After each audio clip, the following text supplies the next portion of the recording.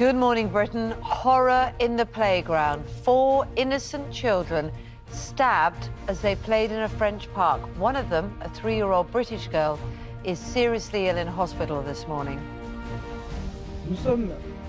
We are shocked by this heinous, unspeakable act. When it affects children, I think we're all affected profoundly.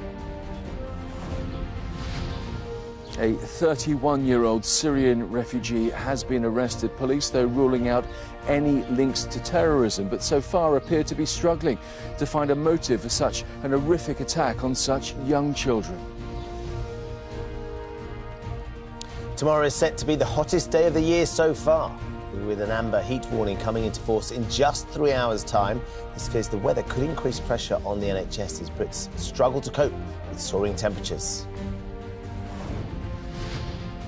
Some parts of the country are going to be hotter than Ibiza and Milan today. We have these health warnings in place because there's a growing realisation that hot weather can be just as damaging to the vulnerable as the cold. And for those hoping to cool off at the seaside, beware of the other threat from the skies. Seagulls. Are they harmless? A menace? Do they require drastic action to rid the birds from our beaches?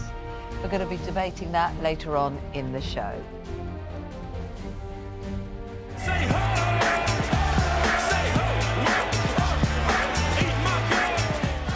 And Soccer 8 kicks off this weekend. The biggest stars from the beautiful game, Harry Redknapp, Paddy McGuinness and Mo Gilligan will be joining us live to talk all pre-match build-up after 8 o'clock.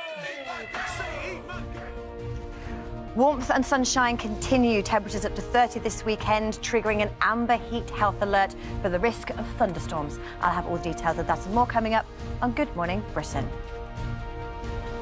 Friday, 9th of June, 2023.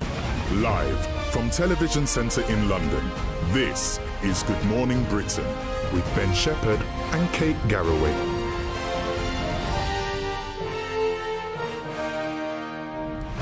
Hello there, good morning. We've made it to Friday, Kate Garraway. We have made it to Friday. As you know, I've been brimming with happiness for the last couple of days since West Ham won the... How long did we give you 6 months of I would say unbridled joy? I've waited 48 years for a fair moment enough. like this. OK, but actually, it doesn't take the big things like your team winning in Europe to get happy. A survey has been done which finds that there's the small things in life that bring us happiness. Often is, isn't it? I often think that because everybody works really hard. People save up for their holiday, go on holiday, and then feel quite down when they get back.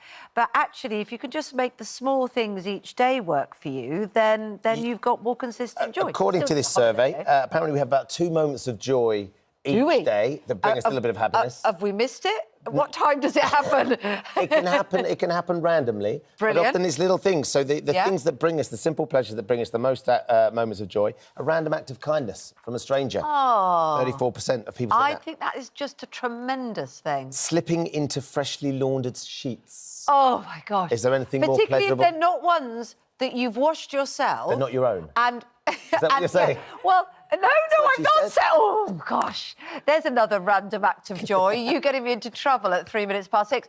No, I mean, if you haven't had to change them yourselves and wash them yourself, you can get in and you just think, oh, this is just bliss. Yeah, absolutely. Discovering a bit of forgotten cash in your pocket, 28% of people. The smell of a barbecue. There'll be a lot of barbecuing happening this weekend. Hopefully, yeah. The smell of barbecue is lovely, I think. Watching a film in your pyjamas. A good hair day. Have you had any of those?